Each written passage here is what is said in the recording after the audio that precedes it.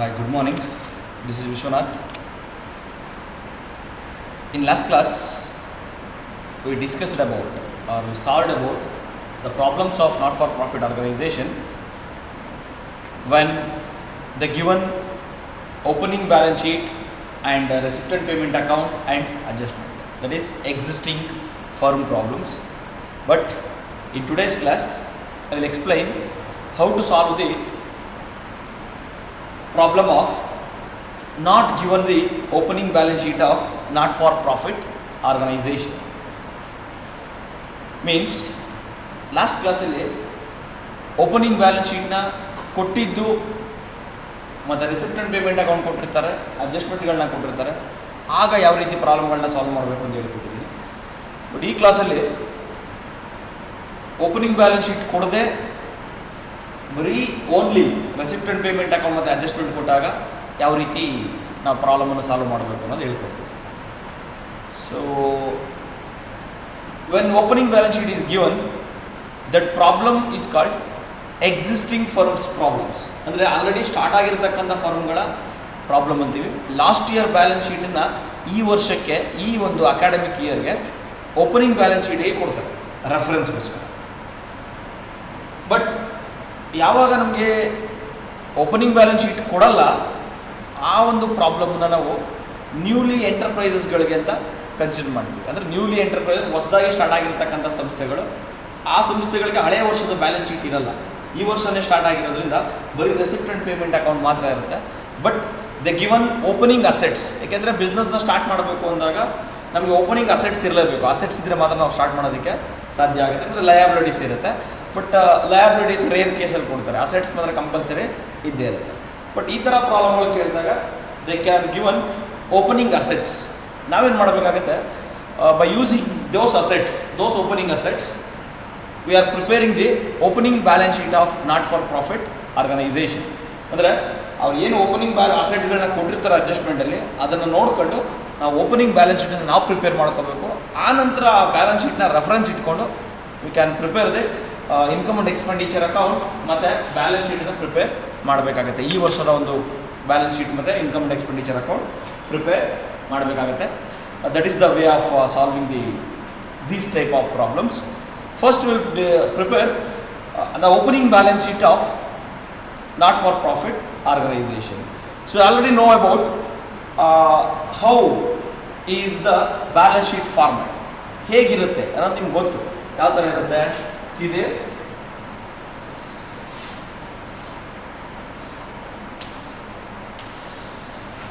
this is amount column, this is assets, rupees, this is called liabilities. Heading ಬಂದು balance sheet as on, this is the current year. See there, this is the current year 31/3/2018. ನಾವು prepare ಮಾಡ್ತಾ ಇರೋದು opening balance sheet ಆಗಿರೋದ್ರಿಂದ ಹಿಂದಿನ ವರ್ಷದ ಡೇಟನ್ನು ನಾವು ಹಾಕೋಬೇಕಾಗುತ್ತೆ. ಅಂದರೆ ಹಿಂದಿನ ವರ್ಷದ ಡೇಟ್ 31/3/2017 ಅಥವಾ 1R ಆ ಡೇಟ್ ಆದರೂ ಹಾಕೋಬೋದು, ಅಥವಾ 1/4/2017.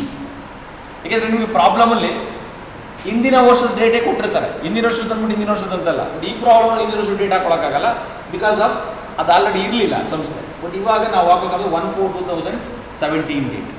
ಓಕೆನಾ? ಸೊ ಇದನ್ನು ನಾವು ಓಪನಿಂಗ್ ಬ್ಯಾಲೆನ್ಸ್ ಶೀಟ್ ಅಂತ ಕರಿತೀವಿ. ಇದನ್ನು ಯಾವ ರೀತಿ ಪ್ರಿಪೇರ್ ಮಾಡಬೇಕು ಅಂದರೆ, ಸೀದೆ this is the receipt and payment account. ಇಲ್ಲಿ ನೋಡಿ, ಪಾಯಿಂಟ್ ನಂಬರ್ 1 ಇದೆ ರೆಸಿಪ್ಟ್ ಸೈಡಲ್ಲಿ, ಬ್ಯಾಲೆನ್ಸ್ ಬ್ರಾಟ್ ಡೌನ್ ಅಂತ. ಇದನ್ನು ನಾವು ಓಪನಿಂಗ್ ಕ್ಯಾಶ್ ಅಂತ, ಆಲ್ರೆಡಿ ನಾನು 3 ಪ್ರಾಬ್ಲಮಲ್ಲಿ ಹೇಳ್ಕೊಟ್ಟಿದ್ದೀನಿ, ಅದನ್ನು ಓಪನಿಂಗ್ ಕ್ಯಾಶ್ ಅಂತ ಕರಿತೀವಿ. ಓಪನಿಂಗ್ ಕ್ಯಾಶ್ನ ನಾವು ಎಲ್ಲೂ ತೊಗೊಳ್ಳಲ್ಲ, ಕ್ಯಾನ್ಸಲ್ ಮಾಡಿಬಿಡ್ತಾ ಇದ್ವಿ. ಬಟ್ ಇವಾಗ ಯೂಸ್ ಬರುತ್ತೆ. ಇದನ್ನೇನು ಮಾಡಬೇಕಾಗುತ್ತೆ, ಫಸ್ಟು ಬ್ಯಾಲೆನ್ಸ್ ಶೀಟ್ಗೆ ನಾವು ಬ್ಯಾಕ್ವರ್ಡ್ ತೊಗೋಬೇಕಾಗುತ್ತೆ. ಯಾವ ರೀತಿ? ಸೊ ಅದನ್ನು ಕ್ಯಾಶ್ ಅಂತ ಕನ್ಸಿಡರ್ ಮಾಡೋದ್ರಿಂದ cash is the asset, cash ಅಂತ 19,550 ಅಂತ ತೊಗೋಬೇಕಾಗುತ್ತೆ. This is the step number 1. ಅದಾದಮೇಲೆ so come to adjustment. Any ಬೇರೆ ಅಸೆಟ್ಸ್ಗಳೇನಾದ್ರು ಕೊಟ್ಟಿದ್ದಾರೆ ಚೆಕ್ ಮಾಡೋಣ.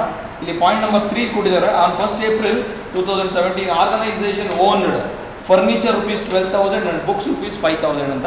ಅಂದರೆ ಓಪನಿಂಗಲ್ಲಿ 2 ಅಸೆಟ್ಗಳನ್ನ ಮಾತ್ರ ಇತ್ತು, ಫರ್ನಿಚರ್ ಮತ್ತು ಬುಕ್ಸ್ ಅಂತ ಹೇಳಿದ್ದಾರೆ. So that assets will take on also opening balance sheet. Assets ಆಗಿರೋದ್ರಿಂದ ನಾವು ಅದನ್ನು furniture, how much furniture? That is 12,000 and next books ಅಂತ ಕೊಟ್ಟಿದ್ದಾರೆ. So books it is called as how much 5,000. This is the opening balance sheet items. There is no liabilities are available or any other items are not available. So ಇಷ್ಟೇ ಇರೋದ್ರಿಂದ you can balance it. So total ಮಾಡಿದ್ರೆ it is 36,550 ಬರುತ್ತೆ. 36,550 ಬರುತ್ತೆ. So ಅದೇ amount ಇಲ್ಲೂ ಹಾಕೋತೀನಿ 36,550 less ಮಾಡಿದ್ರೆ ಯಾವುದೇ ಅಮೌಂಟ್ ಇಲ್ಲ. ಸೊ ಅಷ್ಟೇ ಬರುತ್ತೆ. This is called as opening capital fund. Opening balance ಶೀಟನ್ನು ಯಾಕಪ್ಪ ಪ್ರಿಪೇರ್ ಮಾಡಬೇಕು ನಾವು ಅಂತಂದರೆ ಓಪನಿಂಗ್ ಕ್ಯಾಪಿಟಲ್ ಫಂಡನ್ನು ಫೈಂಡ್ ಔಟ್ ಮಾಡೋದಕ್ಕೆ ಪ್ರಿಪೇರ್ ಮಾಡಬೇಕು. ಯಾವ ರೀತಿ first cash balance brought down ಅಂತ ಇರ್ತಕ್ಕಂಥ ರೆಸಿಪ್ಟೆಂಟ್ ಪೇಮೆಂಟ್ ಅಕೌಂಟ್ ಇರ್ತಕ್ಕಂಥ ಬ್ಯಾಲೆನ್ಸ್ ಬ್ರಾಟ್ ಡೌನ್ನ ಕ್ಯಾಶ್ ಅಂತ ಕನ್ಸಿಡರ್ ಮಾಡ್ತೀವಿ, ಓಪನಿಂಗ್ ಕ್ಯಾಶ್ ಅಂತ. ಅದರ ಅಸೆಟ್ಸ್ ಕೊಟ್ಟಿದ್ದಾರೆ, ಅಸೆಟ್ಸ್ಗಳನ್ನ ತೊಗೊಂಡಿದ್ದೀನಿ. ಅವರ ಎಲ್ಲರೂ ಟೋಟಲ್ ಮಾಡಿದ್ರೆ ವಿ ಕ್ಯಾನ್ ಹೇಳ್ತೀವಿ ಲಯಬಿಲಿಟೀಸ್ ಇಲ್ಲ. ಸೊ ಅಸೆಟ್ಸ್ ಇರೋದ್ರಿಂದ ಅಷ್ಟನ್ನೇ ತೊಗೊಂಡಿದ್ದೀನಿ. So we can calculate the opening capital fund. This is the way of preparing the balance sheet as on 1/4/2017. ಅಂದರೆ ಓಪನಿಂಗ್ ಬ್ಯಾಲೆನ್ಸ್ ಶೀಟನ್ನು ಪ್ರಿಪೇರ್ ಮಾಡ್ತಕ್ಕಂಥ ಒಂದು ವಿಧಾನ. ಇದನ್ನು ನಾವು ನೋಡಿಕೊಂಡು ಬೇಸಲ್ಲಿ ಇಟ್ಕೊಂಡು ನಾವು next income and expenditure account ಅಂದರೆ ಬ್ಯಾಲೆನ್ಸ್ ಶೀಟನ್ನು ಪ್ರಿಪೇರ್ ಮಾಡ್ತೀವಿ. ಬಟ್ ಇದು ಯೂಸ್ ಆಗ್ತಕ್ಕಂಥದ್ದು only for preparing the new balance sheet. But income and expenditure ಅಕೌಂಟ್ಗೆ ನಾವು ಯಾವುದು ಯೂಸ್ ಮಾಡಲ್ಲ. ಸಪೋಸ್ ಏನಾದರೂ ಇದರಲ್ಲೇನಾದರೂ ಔಟ್ಸ್ಟ್ಯಾಂಡಿಂಗ್ ಐಟಮ್ಸ್ಗಳು ಇದ್ದಿದ್ದರೆ ಮಾತ್ರ ನಾವು ಯೂಸ್ ಮಾಡಬೇಕಾಗಿತ್ತು. ಬಟ್ ನೋಡೋಣ. So next will prepare on income and expenditure account. ಅದನ್ನು ಯಾವ ರೀತಿ ಪ್ರಿಪೇರ್ ಮಾಡಬೇಕು ಅನ್ನೋದನ್ನು ತೋರಿಸ್ತೀನಿ. C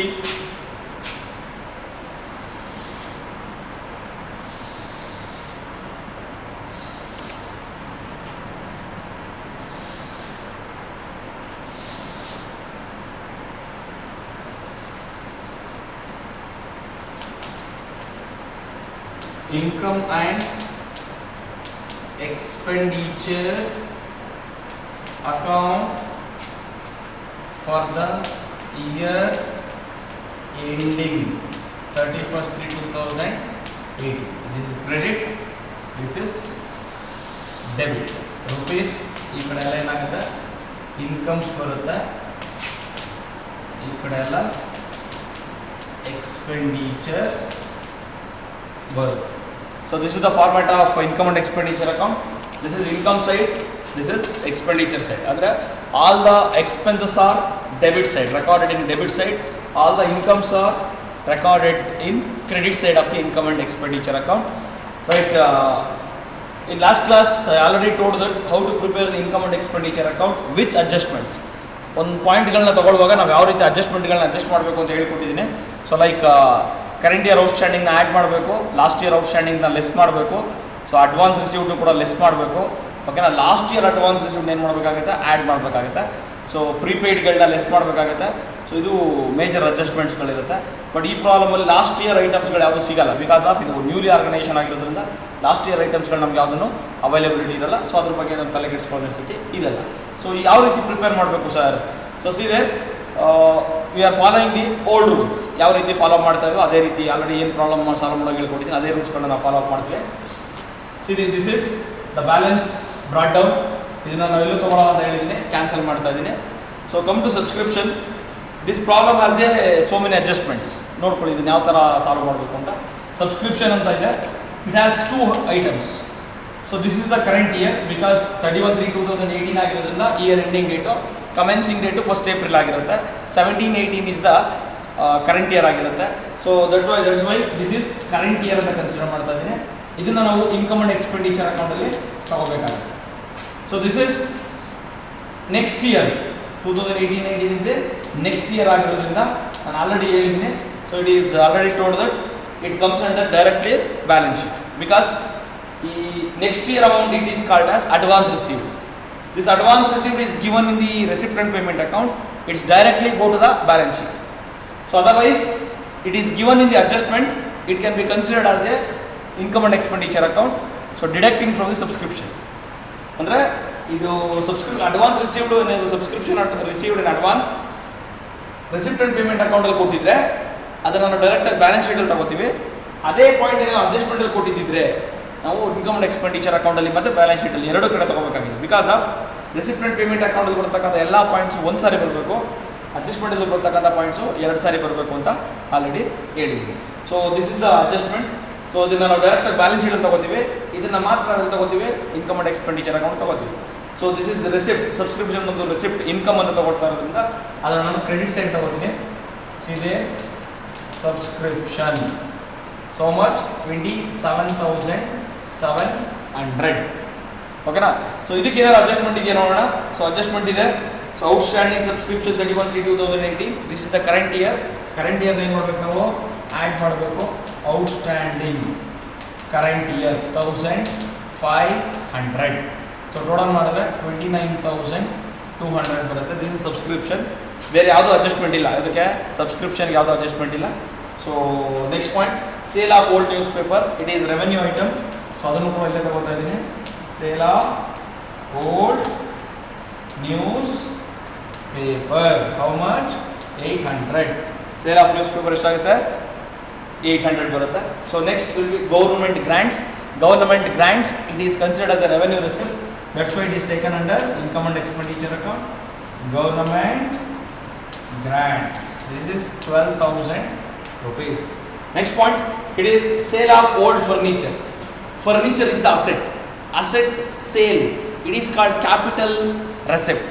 It comes under directly balance sheet, but ನಮ್ಗೆ ಇಲ್ಲಿ ತಗೊಳ್ಳಲ್ಲ ಬಿಕಾಸ್ ಆಫ್ ಇದು ಅಸೆಟ್ ಆಗಿರೋದ್ರಿಂದ. ಅಸೆಟ್ ನಾವು ಸೇಲ್ ಮಾಡಿದ್ರೆ ಪರ್ಚೇಸ್ ಮಾಡಿ ಡೈರೆಕ್ಟಾಗಿ ಎಲ್ಲ ಹೋಗುತ್ತೆ, ಬ್ಯಾಲೆನ್ಸ್ ಶೀಟ್ಗೆ ಹೋಗ್ಬಿಡುತ್ತೆ. ಬಟ್ ಇಲ್ಲಿ ಒಂದು ಅಡ್ಜಸ್ಟ್ಮೆಂಟ್ ಕೊಟ್ಟಿದ್ದಾನೆ. ಸೇಲ್ ಆಫ್ ಓಲ್ಡ್ ಫರ್ನಿಚರ್ ಕೆಳಗಡೆ ಬುಕ್ ವ್ಯಾಲ್ಯೂ 5,000 ಅಂತ ಕೊಟ್ಬಿಟ್ಟಿದೆ. So what is this sir? ನೋಡಿ ಇಲ್ಲಿ sale of old furniture it is call 3,700. ಅಂದರೆ ಓಲ್ಡ್ ಫರ್ನಿಚರ್ 3,700ಕ್ಕೆ ಸೇಲ್ ಮಾಡಿದ್ದೀವಿ, 3,700 rupeesಗೆ ಸೇಲ್ ಮಾಡಿದ್ದೀವಿ. ಬಟ್ ಅದರ ಬುಕ್ ವ್ಯಾಲ್ಯೂ ಎಷ್ಟಿದೆ 5,000. Book value means original value. ಅದರ ವ್ಯಾಲ್ಯೂ, ಅದರ ಬೆಲೆ ಎಷ್ಟಿದೆ 5,000. ಅಂದರೆ 5,000 ರೂಪಾಯಿ ಬೆಲೆ ಬಾಳ್ತಕ್ಕಂಥ ಫರ್ನಿಚರ್ನ ನಾವು ಸೇಲ್ ಮಾಡಿರೋದಷ್ಟಕ್ಕೆ 3,700ಗೆ ಏನಾಗುತ್ತೆ ಅವಾಗ? ಲಾಸ್ ಆಗುತ್ತೆ, ಪ್ರಾಫಿಟ್ ಆಗುತ್ತಾ? ಆಟೋಮೆಟಿಕ್ ನಮಗೆ ಲಾಸ್ ಆಗುತ್ತೆ. ನೋಡಿ 5,000 ಬೆಲೆ ಬಾಳ್ತಕ್ಕಂಥ ಫರ್ನಿಚರ್ನ 3,700ಕ್ಕೆ ನಾವು ಸೇಲ್ ಮಾಡಿದ್ರೆ ನಮಗೆ ಲಾಸ್ ಆಗುತ್ತೆ. ಈ ಲಾಸು ರೆವೆನ್ಯೂ ಲಾಸ್, ನಾವು ರೆವೆನ್ಯೂ ಎಕ್ಸ್ಪೆಂಡಿಚರ್ ಅಂತ ಕನ್ಸಿಡರ್ ಮಾಡ್ತೀವಿ. ಅದನ್ನು ನಾವು ತಗೋಬೇಕು. ಏನನ್ನ? ಲಾಸನ್ನು ಮಾತ್ರ. ಅದನ್ನ ಯಾವ ಕಡೆ ತಗೋಬೇಕು ಅಂದರೆ ಎಕ್ಸ್ಪೆಂಡಿಚರ್ ಅಂತ ನಾವು ಡೆಬಿಟ್ ಸೈಡ್ ಟ್ರೀಟ್ ಮಾಡಬೇಕಾಗುತ್ತೆ. Loss on sale of old furniture. ಯಾವ ರೀತಿ? 5,000 book value, 3,700 sale value minus ಮಾಡಿದಾಗ we can get 3,300. Suppose book value ಕಡಿಮೆ ಇದ್ದು ಸೇಲ್ ವ್ಯಾಲ್ಯೂ ಜಾಸ್ತಿ ಇದ್ದರೆ ಅವಾಗ ಏನಾಗುತ್ತೆ? ಅದು ಆಟೋಮೆಟಿಕ್ಕಾಗಿ ಪ್ರಾಫಿಟ್ ಆಗುತ್ತೆ. ಯಾವ ರೀತಿ? ಸಪೋಸ್ ಇಲ್ಲಿ ಬುಕ್ ವ್ಯಾಲ್ಯೂ 3,000 ಇತ್ತು, ಅವಾಗ 3,700 ಆಗುತ್ತೆ. ಸೊ ಅವಾಗ ಏನಾಗುತ್ತೆ? ನಮ್ಗೆ ಆಟೋಮೆಟಿಕ್ಕಾಗಿ we can get the profit. But ಈ ಪ್ರಾಬ್ಲಮಲ್ಲಿ ಲಾಸ್ ಆಗಿದೆ. ಲಾಸನ್ನು ನಾನು ತೊಗೊಂಡಿದ್ದೀನಿ, ಡೆಬಿಟ್ ಸೈಡ್ ತೊಗೊಂಡಿದ್ದೀನಿ. ಇದನ್ನು ಕನ್ಸಿಡರ್ ಮಾಡಬೇಕು. ಸರ್ ಸಪೋಸ್ ಬುಕ್ ವ್ಯಾಲ್ಯೂ ಕೊಟ್ಟಿರಲಿಲ್ಲ ಪ್ರಾಬ್ಲಮಲ್ಲಿ, ಇಲ್ಲಿ ಬುಕ್ ವ್ಯಾಲ್ಯೂ ಕೊಟ್ಟಿಲ್ಲ. ಸೊ ನಾವೇನು ತೊಗೊಳಕ್ಕಾಗಲ್ಲ. So sale of old furniture ಅಂತ ಡೈರೆಕ್ಟಾಗಿ ಬ್ಯಾಲೆನ್ಸ್ ಶೀಟಲ್ಲಿ ಫರ್ನಿಚರ್ ಅಂತ ನಾವೇನು ಮಾಡಬೇಕು? ಡಿಡಕ್ಟ್ ಮಾಡಬೇಕಾಗುತ್ತೆ. ಬುಕ್ ವ್ಯಾಲ್ಯೂ ಕೊಟ್ಟರೆ ಮಾತ್ರ ಅಡ್ಜಸ್ಟ್ಮೆಂಟ್ ಅಂತ ಅರ್ಥ. ಓಕೆನಾ? ಸೊ ಇದಕ್ಕೆ ಸಂಬಂಧಪಟ್ಟಂಥ ಬೇರೆ ಅಡ್ಜಸ್ಟ್ಮೆಂಟ್ ಇಲ್ಲ. ಸೊ ನಾವೆಲ್ಲೂ ತೊಗೊಳ್ಳಲ್ಲ ಅದು. So next point will going to interest on F D. ಇದೆ interest on F D. F D fixed deposit. It is the very important adjustment. ಇದು ನಾವು ನೋಡಿದ ತಕ್ಷಣ ಯಾವುದೇ ಅಡ್ಜಸ್ಟ್ಮೆಂಟ್ ಇಲ್ಲ ಅಂತ ಕನ್ಸಿಡರ್ ಮಾಡಿಬಿಡ್ತೀವಿ. ಬಟ್ ಇದಕ್ಕೆ ಅಡ್ಜಸ್ಟ್ಮೆಂಟ್ ಇದೆ. ಎಷ್ಟಿದೆ? It is interest on F D 900 ಅಂತ ತಗೋತೀವಿ ಇನ್ನರ್ ಕಾಲಮಲ್ಲಿ. ಬಿಕಾಸ್ ಆಫ್ ಇದಕ್ಕೆ ಅಡ್ಜಸ್ಟ್ಮೆಂಟ್ ಇದೆ. ಎಲ್ಲಿದೆ ಅಡ್ಜಸ್ಟ್ಮೆಂಟು? ಇದೆ ಫಿಕ್ಸ್ಡ್ ಡೆಪಾಸಿಟ್ 18,000. ಅಂದರೆ ನಾವು ಬ್ಯಾಂಕಲ್ಲಿ ನಮ್ಮ ಸಂಸ್ಥೆ ಹೆಸರಲ್ಲಿ ಏನು ಮಾಡಿದ್ದೀವಿ? ಎಫ್ ಡಿ ಮಾಡಿದ್ದೀವಿ, ಫಿಕ್ಸ್ಡ್ ಡೆಪಾಸಿಟ್ ಮಾಡಿದ್ದೀವಿ. ಎಷ್ಟು ರೂಪಾಯಿನ? How much rupees? 18,000 rupeesನ. ಯಾವಾಗ ಅಂತ ಕೂಡ ಕೊಟ್ಟಿದ್ದಾರೆ, 30th 6, 2017. ಅಂದರೆ ಇಯರ್ ಕಮೆನ್ಸ್ ಆಗಿ ಏಪ್ರಿಲ್, ಮೇ, ಜೂನ್ ಎಂಡಿಂಗಲ್ಲಿ ಏನು ಮಾಡಿದ್ವಿ ನಾವು? ಒಂದು 18,000 rupeesನ ಎಫ್ ಡಿ ಮಾಡಿದ್ವಿ. ಬಟ್ 10% ಪರ್ ಆನಮ್ ಕೊಟ್ಟರು. It is called interest rate. ಅಂದರೆ ನೀವೇನಾದರೂ ಎಫ್ ಡಿನ 1 year ಕಂಪ್ಲೀಟ್ ಆಗಿ ಬ್ಯಾಂಕಲ್ಲೇ ಇಟ್ಟರೆ ಅವರು ಆ ಎಫ್ ಡಿ ಮೇಲೆ 10% ಇಂಟ್ರೆಸ್ಟನ್ನು ನಿಮಗೆ ಕೊಡ್ತಾರೆ. 1 year ಕಂಪ್ಲೀಟಾಗಿ ಇಡಬೇಕು. ಅಂದರೆ 1 year ಕಂಪ್ಲೀಟ್ ಆಗಬೇಕು ಅಂದರೆ ನಾವು ಇಯರ್ ಸ್ಟಾರ್ಟಿಂಗಲ್ಲೇ ಇಡಬೇಕು. ಫಸ್ಟ್ ಏಪ್ರಿಲ್ 31st 3 ಏನಾಗುತ್ತೆ? 1 year ಕಂಪ್ಲೀಟ್ ಆಗುತ್ತೆ. ಬಟ್ ನಾವು ಇಟ್ಟಿರೋದು ಯಾವಾಗ? 30th 6 ಅಂದರೆ ಏಪ್ರಿಲಲ್ಲಿ ಇರಲಿಲ್ಲ, ಮೇ ಇರಲಿಲ್ಲ, ಜೂನ್ ಇರಲಿಲ್ಲ. ಜೂನ್ ಎಂಡಿಂಗಲ್ಲಿ ಇಟ್ವಿ. Is considered as a next ಜುಲೈಯಿಂದ ಕನ್ಸಿಡರ್ ಮಾಡಬೇಕು. July, August, September, October, November, December, January, February, March, total 9 months ಮಾತ್ರ ಇರುತ್ತೆ ನಮಗೆ. ಸೊ ಅದ್ರ ಮೇಲೆ ಇಂಟ್ರೆಸ್ಟ್ ನಾವು ಏನು ಮಾಡ್ತಾರೆ? ಕೊಡ್ತಾರೆ. ಬಟ್ ಇವ್ರೇನು ಕೊಟ್ಟಿದ್ದಾರೆ? Interest on F D 900 rupees payment ಬಂದಿದೆ ಅಂತ ಹೇಳಿದ್ದಾರೆ, ರಿಸೀವ್ ಮಾಡಿದ್ದೀವಿ. ಅಂತ ಹೇಳಿದ್ದಾರೆ. ಬಟ್ ಅದಕ್ಕೆ ಅಡ್ಜಸ್ಟ್ಮೆಂಟ್ ಯಾವ ಥರ ಕನ್ಸಿಡರ್ ಮಾಡಬೇಕು? First will calculate the interest on F D. ಇನ್ನು ಸೈಡಲ್ಲಿ ಕ್ಯಾಲ್ಕುಲೇಟ್ ಮಾಡ್ತಾ ಇದ್ದೀನಿ. 18,000ಕ್ಕೆ 18,000 10% ಇಂಟ್ರೆಸ್ಟ್ ಇಂಟು ಎಷ್ಟು ಮಂತ್ಗೆ? 9/12ಗೆ 1,350 ಬರುತ್ತೆ. ಸೊ ಯಾಕೆಂದರೆ 18,000 is the fixed deposit amount, 10% is the percentage, 9 months is the outstanding month. ಎಷ್ಟು ತಿಂಗಳು ನಮ್ಗೆ ಇಂಟ್ರೆಸ್ಟ್ ಪೇಮೆಂಟ್ ಆಗುತ್ತೆ ಅನ್ನೋದು 1,350 ಕೊಡಬೇಕಾಗಿತ್ತು. ಬಟ್ ಅವ್ರು ಕೊಟ್ಟಿರೋದೆಷ್ಟು? 900 ಮಾತ್ರ. Remaining balance will considered as A outstanding income. ಅದನ್ನು ನಾವೇನು ಮಾಡಬೇಕಾಗುತ್ತೆ? ಅಡ್ಜಸ್ಟ್ಮೆಂಟ್ ಟ್ರೀಟ್ ಮಾಡಬೇಕಾಗುತ್ತೆ. ಏನಂತ? ಔಟ್ಸ್ಟ್ಯಾಂಡಿಂಗ್ ಇಂಟ್ರೆಸ್ಟ್ ಅಂತ ಇಟ್ ಶುಡ್ ಬಿ. ಬಟ್ ಸೈಡಲ್ಲಿ ಕ್ಯಾಲ್ಕುಲೇಟ್ ಮಾಡಿದ್ದೀನಿ, ಮತ್ತೆ ಅದನ್ನು ಮತ್ತೆ ಏನು ಮಾಡಬೇಕಾಗುತ್ತೆ? ಇಲ್ಲೇ ಕ್ಯಾಲ್ಕುಲೇಟ್ ಮಾಡ್ಕೋತೀನಿ. ಯಾವ ರೀತಿ? ಜಾಸ್ತಿ ಬಂದಾಗ. So 18,000 into 10/100 into 9/12 that is called 1,350 ಬರುತ್ತೆ. ಈ 1,350 ಬರಬೇಕಾಗಿದ್ದು ಎಷ್ಟು ಕೊಟ್ಟರು ಅವರು? 900 ಮಾತ್ರ ಕೊಟ್ಟರು. ಆ 1,350ಗೆ 900ನ ಲೆಸ್ ಮಾಡಿದ್ರೆ, ಕೊಟ್ಟಿರೋದನ್ನ ರಿಸೀವ್ ಆಗಿರೋದು ಲೆಸ್ ಮಾಡಿದ್ರೆ, V can get the 450 is the outstanding interest. ಅದನ್ನು ಆ್ಯಡ್ ಮಾಡಿಕೊಂಡು 1,350 ಇಂದ ತಗೋಬೇಕಾಗುತ್ತೆ. ಅಂದರೆ ನಮ್ಮ ಟೋಟಲ್ ಇನ್ಕಮ್ ಕರೆಂಟ್ ಇಯರ್ ಎಷ್ಟಿದೆ? 1,350. ಬಟ್ ಇನ್ನೂ ಬಂದಿಲ್ಲ, ಇದು ಬರುತ್ತೆ, ಇವತ್ತೆಲ್ಲ ನಾಳೆ ಬರುತ್ತೆ. ಸೊ ಅದಕ್ಕೆ ನಾವು ಔಟ್ಸ್ಟ್ಯಾಂಡಿಂಗ್ ಅಂತ ತಗೋತಾ ಇರೋದು. ಟೋಟಲ್ ಇನ್ಕಮ್ ನಾವೇನು ಮಾಡಬೇಕಾಗುತ್ತೆ? ತಗೋಬೇಕಾಗುತ್ತೆ. This is the adjustment of interest on F D. ನೋಡ್ಕೋಬೇಕು. ಸರ್ ಸಪೋಸ್ ಇಲ್ಲಿ 30th 9 ಅಂತ ಕೊಡದೇ ಇದ್ರೆ ಏನು ಮಾಡ್ತಾ ಇದ್ದು? 10% ಕೊಡದೇ ಇದ್ರೆ ಏನು ಮಾಡ್ತಾ ಇದ್ದು? ಇದೇನು ಕೊಡದೇ ಇದ್ದಿದ್ರೆ, ಈ ಅಡ್ಜಸ್ಟ್ಮೆಂಟ್ ಕೊಡದೇ ಇದ್ದರೆ ನಮಗೆ ಅಡ್ಜಸ್ಟ್ಮೆಂಟ್ ಇರ್ತಾ ಇರಲ್ಲ, ಡೈರೆಕ್ಟ್ 900 ಹಾಕೋತಾ ಇದ್ವಿ, ಮೂವ್ ಮಾಡ್ತಾ ಇದ್ವಿ. ಬಟ್ ಇಲ್ಲಿ ಕೊಟ್ಟಿರೋದ್ರಿಂದ ಮಾತ್ರ ನಾವು ಈ ರೀತಿ ಅಡ್ಜಸ್ಟ್ಮೆಂಟ್ನ ನಾವು ಕ್ಯಾಲ್ಕುಲೇಟ್ ಮಾಡ್ಕೋಬೇಕಾಗುತ್ತೆ. ಸರ್ ಸಪೋಸ್ ಇಲ್ಲಿ ಪರ್ಸೆಂಟೇಜ್ ಚೇಂಜಸ್ ಆಗಿದ್ರೆ ಫಸ್ಟು ಸೈಡಲ್ಲಿ ಕ್ಯಾಲ್ಕುಲೇಟ್ ಮಾಡ್ಕೋಬೇಕು. ಎಷ್ಟು ಅಮೌಂಟ್ ಬರುತ್ತೆ ಚೆಕ್ ಮಾಡಬೇಕು. ಸಪೋಸ್ ಅದು ರಿಸೀವ್ಡ್ ಅಮೌಂಟ್ಗಿಂತ ಕಡಿಮೆ ಬಂದರೆ ಆಟೋಮೆಟಿಕ್ ಆಗೋದು ರೀಪೇಮೆಂಟ್ ಆಗಬೇಕಾಗುತ್ತೆ. ಕಡಿಮೆ ಬರಲ್ಲ, ಬಂದರೆ ಜಾಸ್ತಿ ಬರೋದ್ರಿಂದ ನಾವೇನು ಮಾಡಬೇಕು? ಔಟ್ಸ್ಟ್ಯಾಂಡಿಂಗ್ ಅಂತ ಕನ್ಸಿಡರ್ ಮಾಡಬೇಕಾಗುತ್ತೆ. This is called interest on F D adjustment. ಇನ್ನು ಡೆಬಿಟ್ ಸೈಡ್ ಎಲ್ಲ ಅಡ್ಜಸ್ಟ್ಮೆಂಟ್ ಮುಗಿದಿದೆ, ಎಲ್ಲ ಪಾಯಿಂಟ್ಸ್ಗಳು. Next go to the payment side. Payment side ಇದೆ point number 1 general expenses. So ಅದನ್ನು ನಾವು ಇಲ್ಲಿ ಡೆಬಿಟ್ ಸೈಡ್ ತಗೋತಾ ಇದ್ದೀನಿ. ಜನರಲ್ ಎಕ್ಸ್ಪೆನ್ಸಸ್ 3,000 rupees, 3,200 ಅಲ್ವಾ? 3,200. ನೆಕ್ಸ್ಟ್ ಪಾಯಿಂಟ್ ನ್ಯೂಸ್ ಪೇಪರ್ 1,850, ಅದನ್ನು ಕೂಡ ತಗೋತಾ ಇದ್ದೀನಿ. News paper 1,850. Next point electricity. How much? 3,000. So next fixed deposit. ಇದು ಅಸೆಟ್ ಆಗಿರುತ್ತೆ, ಡೈರೆಕ್ಟ್ ಆಗಿ ಇದೆಲ್ಲ ಹೋಗುತ್ತೆ, ಬ್ಯಾಲೆನ್ಸ್ ಶೀಟ್ಗೆ ಹೋಗ್ಬಿಡುತ್ತೆ.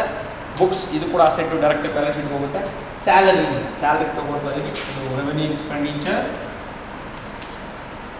ಸ್ಯಾಲ್ರಿ 3,600. ಇನ್ನರ್ ಕಾಲಮ್ ಯಾಕೆ ಹಾಕೊಂಡಿದ್ರೆ ಅದಕ್ಕೆ ಅಡ್ಜಸ್ಟ್ಮೆಂಟ್ ಇದೆ ನೋಡಿ. ಇದೆ 31st 2018 ಔಟ್ಸ್ಟ್ಯಾಂಡಿಂಗ್ ಸ್ಯಾಲ್ರಿ 600 ಅಂತ. ಅದನ್ನು ಆ್ಯಡ್ ಮಾಡಬೇಕು. Outstanding current year 600. This is called 4,200. So next point ರೆಂಟ್ಗೆ ಯಾವುದು ಅಡ್ಜಸ್ಟ್ಮೆಂಟ್ ಇಲ್ಲ. 6,500. ರೆಂಟ್ 6,500. ನೆಕ್ಸ್ಟ್ ಪೋಸ್ಟೇಜ್ಗೆ ಯಾವುದು ಅಡ್ಜಸ್ಟ್ಮೆಂಟ್ ಇಲ್ಲ. ಪೋಸ್ಟೇಜ್ ಇದೆ ಇಲ್ಲಿ. How much? This 300. Next furniture ಇದೆ. Furniture it is asset, so it's comes under directly balance sheet. Last point it is balance carry down. It is closing balance ಅಂತ consider ಮಾಡ್ತೀವಿ. So it is also comes under balance sheet. So next will come to adjustment. Any other adjustment are forgotten for taking into income and expenditure account check ಮಾಡಿ. Outstanding subscription already ತೊಗೊಂಡಿದ್ದೀವಿ. Outstanding salary ತೊಗೊಂಡಿದ್ದೀವಿ ಇಲ್ಲಿ. So assets ಕೂಡ already ತೊಗೊಂಡಿದ್ವಿ. ಬೇರೆ ಯಾವುದೋ ಅಡ್ಜಸ್ಟ್ಮೆಂಟ್ಗಳು ನಮಗೆ ಇಲ್ಲ. So next will balance the account. Income and expenditure account ಏನು ಮಾಡಬೇಕಾಗುತ್ತೆ? ಬ್ಯಾಲೆನ್ಸ್ ಮಾಡಬೇಕಾಗುತ್ತೆ. ಸೊ ಎರಡೂ ಕಡೆ ಟೋಟಲ್ ಮಾಡಿದ್ರೆ ಯು ಕ್ಯಾನ್ ಗೆಟ್ ದಿ 43,350. ಅಂದರೆ ಕ್ರೆಡಿಟ್ ಸೈಡಲ್ಲಿ 43,350 ಬರುತ್ತೆ, ರೈಟ್? ಅದೇ ಅಮೌಂಟನ್ನು ಇಲ್ಲೂ ಕೂಡ ಹಾಕೋತಾ ಇದ್ದೀನಿ, 43,350 ಅಂತ. ಸೊ ದಿಸ್ ಟೋಟಲಿಂದ ಇದನ್ನು ಡಿಡಕ್ಟ್ ಮಾಡಬೇಕು. ಎಲ್ಲನ ಡಿಡಕ್ಟ್ ಮಾಡಿದ್ರೆ ಅಮೌಂಟ್ ಉಳ್ಕೊಳ್ಳುತ್ತೆ 23,000. ಸೊ ಒಂದು ಇಂಟ್ ಕೊಟ್ಟಿದೆ. ಟೋಟಲ್ ಮಾಡಿ ಎರಡು ಕಡೆ, ಯಾವ ಕಡೆ ಟೋಟಲ್ ಜಾಸ್ತಿ ಬರುತ್ತೋ ಆ ಟೋಟಲ್ ಎರಡು ಕಡೆ ಹಾಕೋಬೇಕು. ಕಡಿಮೆ ಯಾವ ಕಡೆ ಬರುತ್ತೋ ಟೋಟಲಿಂದ ಕಡಿಮೆ ಇರ್ತಕ್ಕಂಥ ಎಲ್ಲ ಅಮೌಂಟ್ಗಳನ್ನ ಏನು ಮಾಡಬೇಕಾಗುತ್ತೆ? ಡಿಡಕ್ಟ್ ಮಾಡಬೇಕಾಗುತ್ತೆ. ಸೊ ಅಂದರೆ ಅರ್ಥ ಇರೋದು ಯಾವ ಕಡೆ ಟೋಟಲ್ ಕಡಿಮೆ ಇರುತ್ತೋ ಆ ಕಡೆ ಆನ್ಸರ್ ಬರುತ್ತೆ. ನೋಡಿ ಇಲ್ಲ, credit side get the 43,350, debit side ಕಡಿಮೆ ಬರುತ್ತೆ. ಸೊ ಎಷ್ಟು ಕಡಿಮೆ ಬರುತ್ತೆ? 23,000 ಬರುತ್ತೆ. ಆನ್ಸರ್ ಅದನ್ನು ಅಂತ ಕನ್ಸಿಡರ್ ಮಾಡ್ತೀವಿ. So 23,000 is called as surplus ಅಂತ ಕರಿತೀವಿ. Surplus, this is the profit or surplus of NPO ಅಂತ ಕರಿತೀವಿ. ಸೊ ಈ ರೀತಿ ಪ್ರಿಪೇರ್ ಮಾಡಬೇಕು. Next will B this surplus will be considered as considered in balance sheet. New balance sheet ಏನು ಮಾಡಬೇಕಾಗುತ್ತೆ? ನಾವು ಕನ್ಸಿಡರ್ ಮಾಡಬೇಕಾಗುತ್ತೆ. ಯಾವ ರೀತಿ ಪ್ರಿಪೇರ್ ಮಾಡೋದು ಅಂತ ಹೇಳ್ತೀನಿ. ಸೀದರ್. So next will be going to preparing this, how to prepare the balance sheet.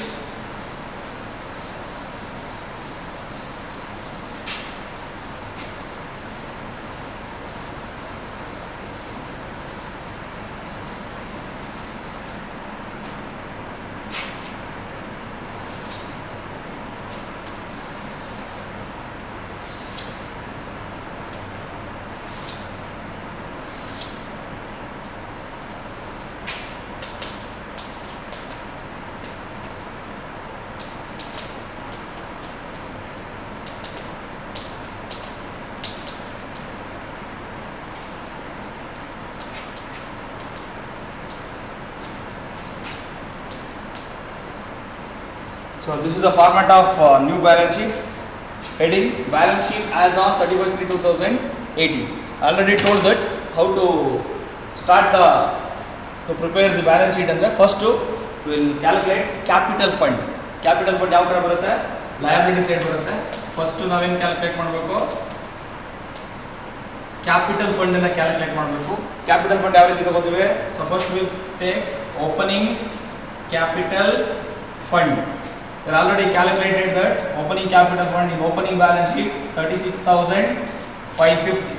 36,550 is the opening capital fund, and we can added the some other capitalized items like life membership fees, legacies, donation, entrance fees, any other items. But ಈ problem ಯಾವುದೇ ಐಟಮ್ಗಳು ನಮಗೆ ಕೊಟ್ಟಿಲ್ಲ. So ಆದರೆ ಅದ್ರ ಜೊತೆಗೆ ಸರ್ಪ್ಲಸ್ನ add ಮಾಡಬೇಕಾಗಿತ್ತು. Surplus ಒಂದೇ ಇರೋದ್ರಿಂದ we can add surplus 23,000. So total ಮಾಡಿದ್ರೆ you can get the 59,550. 59,550 is the capital fund. So next we'll be going to old balance sheet. ಈ capital fund ಆದ ತಕ್ಷಣ old balance sheet ಬೇಸಲ್ಲಿ ನಾವು ಪ್ರಿಪೇರ್ ಮಾಡಬೇಕಾಗುತ್ತೆ. ಬೇರೆ ಯಾವ್ದಾದ್ರು ಲಯಬಿಲಿಟೀಸ್ ಇದೆ ಚೆಕ್ ಮಾಡಿ, ಅದರಲ್ಲಿ ಹಳೆ ನಾವು ಪ್ರಿಪೇರ್ ಮಾಡಿರ್ತಕ್ಕ ಓಪನಿಂಗ್ ಬ್ಯಾಲೆನ್ಸ್ ಶೀಟಲ್ಲಿ ಯಾವುದೇ ಲಯಬಿಲಿಟೀಸ್ ಇಲ್ಲ. ಸೊ ಅದನ್ನು ಹಾಗೆ ಇಟ್ಕೊಳ್ಳಿ. Next come to asset side. Asset side ಬಂದಾಗ ಪಾಯಿಂಟ್ ನಂಬರ್ 1 ಏನಿತ್ತು? ಕ್ಯಾಶ್. ಓಪನಿಂಗ್ ಬ್ಯಾಲೆನ್ಸ್ ಶೀಟಲ್ಲಿ ಕ್ಯಾಶ್ ಇತ್ತು. ಆ ಕ್ಯಾಶನ್ನು 19,550 ತಗೊಂಡಿದ್ದೀವಿ. ಸೊ ಬಟ್ ಈ 19,550 is the opening cash. But ಈ ಓಪನಿಂಗ್ ಕ್ಯಾಶು ನಾವು ಏನು ಮಾಡಬೇಕಾಗುತ್ತೆ? ಓಪನಿಂಗ್ ಕ್ಯಾಶನ್ನು ತಗೊಳ್ಳಲ್ಲ. ಆ ಜಾಗಕ್ಕೆ ಯಾವ್ದು ತಗೋಬೇಕಾಗುತ್ತೆ? ಕ್ಲೋಸಿಂಗ್ ಕ್ಯಾಶ್ ತಗೋಬೇಕಾಗುತ್ತೆ. 11,200 ಇಸ್ ದ ಕ್ಲೋಸಿಂಗ್ ಕ್ಯಾಶ್. ಆ ಕ್ಲೋಸಿಂಗ್ ಕ್ಯಾಶ್ನ ತಗೋತಾ ಇದ್ದೀನಿ 11,200 rupees. Next it is furniture. Point number 2, furniture. Furniture how much? It is in last balance sheet. The furniture it is 12,000. Inner column alle 12,000 ಹಾಕೋತಾ ಇದ್ದೀನಿ because of it has adjustment. So out of this furniture you can sold the part of old furniture, ಅದನ್ನು deduct ಮಾಡಬೇಕು. That is called sold. This is book value 5,000. Deduct ಮಾಡಿದ್ರೆ 7,000 ಬರುತ್ತೆ. So ಅದಕ್ಕೆ newly purchased furniture ಎಲ್ಲಿ ಇರುತ್ತೆ ಅಂದರೆ payment ಸೈಡಲ್ಲಿ ಇರುತ್ತೆ. ಪರ್ಚೇಸ್ ಮಾಡಿದರೆ ಇಲ್ಲಿದೆ ಫರ್ನಿಚರ್ ನ್ಯೂ ಪರ್ಚೇಸು, ಅದನ್ನು ಆ್ಯಡ್ ಮಾಡಬೇಕಾಗುತ್ತೆ. Add new 10,500, totally 17,500. ಅರ್ಥ ಏನು ಅಂದರೆ ಸ್ಟಾರ್ಟಿಂಗಲ್ಲಿ ನಮ್ಮದು 12,000 ಫರ್ನಿಚರ್ ಇತ್ತು, ಅದರಲ್ಲಿ 5,000 ಫರ್ನಿಚರ್ನ ಮಾರಾಟ ಮಾಡಿಬಿಟ್ವಿ. ಆಮೇಲೆ ಅದೇ ವರ್ಷದಲ್ಲಿ 10,500 ರೂಪಾಯಿ ಫರ್ನಿಚರ್ನ ಪರ್ಚೇಸ್ ಮಾಡಿದ್ದೀವಿ. ಟೋಟಲ್ ಫರ್ನಿಚರ್ ಎಷ್ಟಿದೆ? 17,500 ರೂಪಾಯಿ ಇದೆ. ಈಗ ಆ ರೀತಿ ಕ್ಯಾಲ್ಕುಲೇಟ್ ಮಾಡಬೇಕು. ನೆಕ್ಸ್ಟ್ ಪಾಯಿಂಟ್ ಬುಕ್ಸ್ ಅಂತ ತಗೋತೀನಿ. ಬುಕ್ಸ್ ಇರೋದು ಇಟ್ ಈಸ್ 5,000. ಇದಕ್ಕೆ ಯಾವುದು ಅಡ್ಜಸ್ಟ್ಮೆಂಟ್ ಇಲ್ಲ. ಆದರೆ ಹೊಸ ಬುಕ್ಸನ್ನು ಪರ್ಚೇಸ್ ಮಾಡಿದ್ದೀವಿ, ಅದನ್ನು ಆ್ಯಡ್ ಮಾಡ್ತಾ ಇದ್ದೀನಿ. ಯಾವುದೇ ಸೋಲ್ಡ್ ಇಲ್ಲ. ಸೊ ನ್ಯೂ ಪರ್ಚೇಸ್ ಎಷ್ಟು? It is 7,000. ಸೊ ಟೋಟಲ್ ಮಾಡಿದ್ರೆ 12,000 is the books. So last balance ಶೀಟಲ್ಲಿ ಅಷ್ಟೇ ಪಾಯಿಂಟ್ ಇರೋದು ಕ್ಲಿಯರ್ ಆಯಿತು. So next come to receipt and payment account. ಯಾವ್ದಾರು ಐಟಮ್ಗಳನ್ನ ಬಿಟ್ಟಿದ್ದೀವ ಅಂತ ಸಬ್ಸ್ಕ್ರಿಪ್ಷನ್ ಸೈಡಲ್ಲಿ ನೋಡಿಲಿ. ಸಬ್ಸ್ಕ್ರಿಪ್ಷನ್ ಬ್ಯಾಲೆನ್ಸ್ ಕ್ಯಾರಿಡ್ ಕ್ಲೋಸ್ ಆಗಿದೆ. ಸಬ್ಸ್ಕ್ರಿಪ್ಷನಲ್ಲಿ ಕರೆಂಟ್ ಇಯರ್ ತೊಗೊಂಡಿದ್ದೀವಿ. ಈ ಅಡ್ವಾನ್ಸ್ ರಿಸಿಪ್ಟ್ನ ಬಿಟ್ಟಿದ್ವಿ. Advance received 500. ಅಡ್ವಾನ್ಸ್ ರಿಸೀವ್ಡ್ ಯಾವ ಕಡೆ ಬರುತ್ತೆ? ಲಯಬಿಲಿಟೀಸ್ ತಗೋತೀವಿ. ಅದನ್ನು ಲಯಬಿಲಿಟೀಸ್ ತಗೋತಾ ಇದ್ದೀನಿ. Subscription receive for 2018-19. This is called as 500. So next sale of new super ಆಗಿದೆ, ಗೌರ್ಮೆಂಟ್ ಗ್ರಾಂಟ್ ಆಗಿದೆ. ಸೇಲ್ ಆಫ್ ಓಲ್ಡ್ ಫರ್ನಿಚರ್ ಈಗ ತಾನೇ ಲೆಸ್ ಮಾಡಿದ್ದೀನಿ ಇದೆ. ಸೊ ಬುಕ್ ವ್ಯಾಲ್ಯೂ ಕೂಡ ಲೆಸ್ ಆಗಿದೆ ಇಲ್ಲಿ. ಇಂಟ್ರೆಸ್ಟ್ ಆನ್ ಎಫ್ ಡಿ ಇದಕ್ಕೆ ಮೇಲೆ ಅಡ್ಜಸ್ಟ್ಮೆಂಟ್ ಇತ್ತು. ಅಡ್ಜಸ್ಟ್ಮೆಂಟ್ ನಾವು ಇಲ್ಲಿ ಕ್ಯಾಲ್ಕುಲೇಟ್ ಮಾಡಿದ್ವಿ. ಅದು interest on F D it is the income. Income ಮೇಲೆ ಏನಾದರೂ ಅಡ್ಜಸ್ಟ್ಮೆಂಟ್ ಇದ್ದರೆ, ಔಟ್ಸ್ಟ್ಯಾಂಡಿಂಗ್ ಇದ್ದರೆ, it is considered as a asset. So outstanding interest on F D ಅಂದರೆ ಔಟ್ಸ್ಟ್ಯಾಂಡಿಂಗ್ ಎಷ್ಟಿತ್ತು? 450 ಮಾತ್ರ ಆಯಿತು. ಅದನ್ನು ಮಾತ್ರ ನಾವು ನೋಡೋಕ್ಕಾಗುತ್ತೆ, ತೊಗೋಬೇಕಾಗುತ್ತೆ. Next come to payment side. General expenses ತೊಗೊಂಡಿದ್ದೀವಿ, ನ್ಯೂಸ್ ಪೇಪರ್ ಆಗಿದೆ, ಎಲೆಕ್ಟ್ರಿಸಿಟಿ ಆಗಿದೆ, ಎಫ್ ಡಿ ತೊಗೊಳ್ಳಿಲ್ಲ. ಈ F D is the asset. So direct ಏನಾಗಿದೆ? Fixed deposit. ಇದು ಮೇಲ್ಗಡೆ ಬರ್ಕೊಂಡು ಇದು ಕೆಳಗಡೆ ಬರೆದ್ರು ನೋ ಪ್ರಾಬ್ಲಮ್, ಬಟ್ ಬರ್ತಿರಬೇಕು. ಇಟ್ ಈಸ್ ಎಷ್ಟು ಬರುತ್ತದೋ? 18,000 rupees ಬರುತ್ತೆ. ಸೊ ಅಡ್ಜಸ್ಟ್ಮೆಂಟ್ ಅದನ್ನು ಆ್ಯಡ್ ಮಾಡ್ಬೋದಾಗುತ್ತೆ, ಆ್ಯಡ್ ಮಾಡಿ ಬರೀಬೋದು, no problem. But interest add ಮಾಡಲ್ಲ, ಅಸೆಟ್ ಒಟ್ಟಿಗೆ ತೊಗೊಳ್ಳೋಣ ನಾವು. ಇಂಟ್ರೆಸ್ಟ್ನ ಕಾಮನ್ ಆಗಿ ಏನು ಮಾಡ್ತೀವಿ? ತೊಗೊಬಿಡ್ತೀವಿ. ಸೊ ನೆಕ್ಸ್ಟ್ ಬುಕ್ಸ್ ಆಲ್ರೆಡಿ ತೊಗೊಂಡಿದ್ದೀನಿ. ಸ್ಯಾಲ್ರಿ ಆಗಿದೆ, ರೆಂಟ್ ಆಗಿದೆ, ಪೋಸ್ಟೇಜ್ ಆಗಿ, ಫರ್ನಿಚರ್ ಆಗಿದೆ, ಬ್ಯಾಲೆನ್ಸ್ ಕ್ಯಾರಿ ಡೌನ್ ಕೂಡ ಈಗ ತಾನೇ ಆಯಿತು. ಕ್ಲಿಯರಾ? So next come to adjustment, additional information. Adjustment ಇರೋ ಪಾಯಿಂಟ್ ಎಲ್ಲ 2 ಸಾರಿ ಬರಬೇಕು ಅಂತ ಹೇಳಿದ್ದೀನಿ. Point number 1, outstanding subscription 1500. ಒಂದು ಸಾರಿ ಆಲ್ರೆಡಿ ಸಬ್ಸ್ಕ್ರಿಪ್ಷನ್ಗೆ ಆ್ಯಡ್ ಮಾಡಿದ್ದೆ, ಇನ್ನೊಂದು ಸಾರಿ ಅದನ್ನು ಅಸೆಟ್ ಅಂತ ತೊಗೋತಾ ಇದ್ದೀನಿ.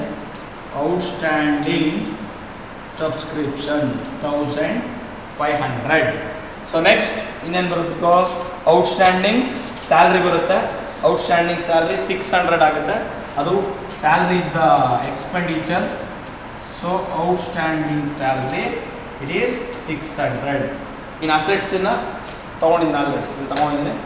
ಸೊ ಇನ್ಯಾವುದು ಐಟಮ್ಸ್ಗಳಿಲ್ಲ, ಕ್ಲಿಯರ್ ಆಗಿದೆ.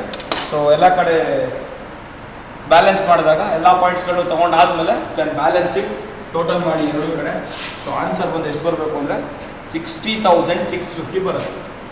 60,650 ಇಸ್ ದ ಆನ್ಸರ್. ಈ ಕಡೆ ಟೋಟಲ್ ಮಾಡೋದು ಅಷ್ಟೇ ಬರುತ್ತೆ, 60,650.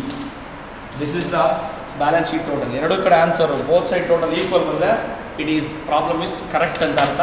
ಅದನ್ನು ನಾವು ಕನ್ಸಿಡರ್ ಮಾಡಬೇಕಾಗುತ್ತೆ. This is the problem, how to solve the NPO problems without given the opening balance sheet. ಆವಾಗ ಓಪನಿಂಗ್ ಬ್ಯಾಲೆನ್ಸ್ ಶೀಟನ್ನು ನಾವೇ ಪ್ರಿಪೇರ್ ಮಾಡಿಕೊಂಡು ಆಮೇಲೆ ಇನ್ಕಮ್ ಆ್ಯಂಡ್ ಎಕ್ಸ್ಪೆಂಡಿಚರ್ ಅಕೌಂಟ್ ಮತ್ತು ಒಂದು ಬ್ಯಾಲೆನ್ಸ್ ಶೀಟನ್ನು ಪ್ರಿಪೇರ್ ಮಾಡಬೇಕಾಗುತ್ತೆ. I hope can understand how to solve this. Same problem, same process, but opening balance ಶೀಟನ್ನು ಮಾತ್ರ ನಾವೇನು ಮಾಡಬೇಕಾಗುತ್ತೆ?